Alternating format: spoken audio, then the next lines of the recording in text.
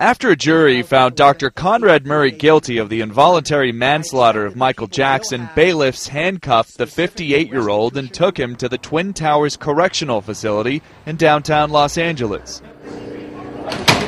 His sentence could be up to 4 years, but because prisons in California are overcrowded, that time might be shortened, says law professor Stanley Goldman.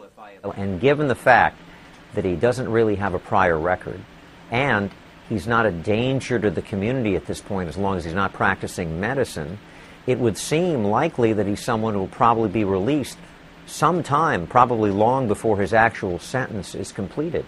A possibility which has Jackson's former dermatologist and friend Arnold Klein none too happy.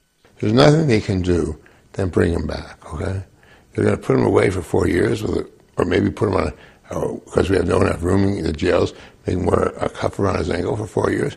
Are they going to treat him like a male Lindsay Lohan? The verdict doesn't mean anything to me. We've lost Michael Jackson. Dr. Klein is also upset that Murray's defense team repeatedly implicated him as someone who gave the 50-year-old singer addictive drugs, including the painkiller Demerol, in the months leading up to his death in 2009. Klein never testified, but he denies the assertion made by Murray's lawyers. You have to know from the beginning, those are not my medical records they presented.